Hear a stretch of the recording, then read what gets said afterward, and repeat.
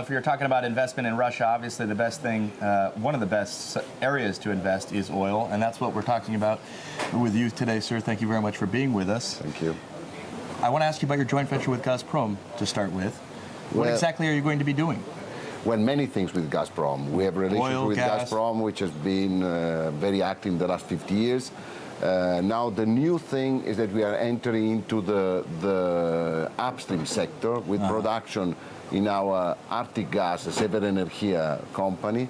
We expect the first production at the beginning of 2012.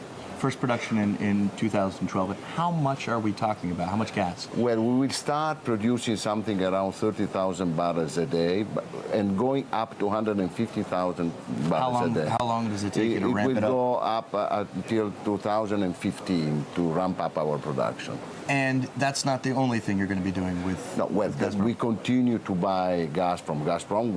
We are the biggest buyer of gas from Gazprom in the world. We buy something around 25 billion cubic meters of gas. This time we are negotiating our contract, but let's say the relationship is good and positive as it has always been. Is that the way to go, to partner up with a Russian state-controlled oil or gas company? I mean, we see the problems that BP has had at TNK BP. Is it really either Rosneft or Gazprom at this point?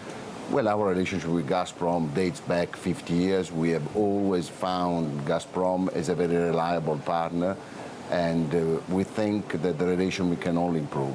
Tell me about Libya. How much production have you lost there because of the conflict? Well, this is not an easy question to answer because we produce 280,000 barrels a day. This was our historical production. In Libya? In Libya. And right now, exports have completely stopped. There is only some production, which, by the way, is not being managed by us because we have abandoned the country, of gas, which is used to fuel the gas-fired power station in Libya. So something around 50,000 barrels a day are produced by the Libyan out of our fields. Out of your fields, even though you're not in the country? We are not in the country. And when you go, if the political situation is resolved there and you're able to go back, how long would it take you to ramp up your production again? Has there been any damage to the facility? In our fields, as far as we know, no damage. Now, to go back to full production in gas would be relatively easy. We are talking about weeks of activity, while our oil production will take longer, months to restore production. Your deal was cut with Gaddafi, naturally. What if it's the transitional authority that ends up on top at the end of the conflict?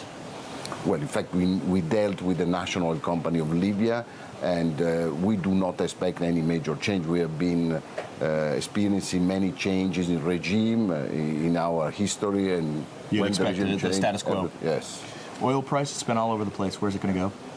Well, my guess is they are going to go down rather than up. But, that's good news for me. I've been wrong so many times that I can be again wrong this time. Quantify it for me by the end of the year. Where do you see the oil price? Well, if we are talking about Brent today is around 120. I would expect a price closer to 100 to 120. For Brent, gotcha. And refining margins, when are they going to recover?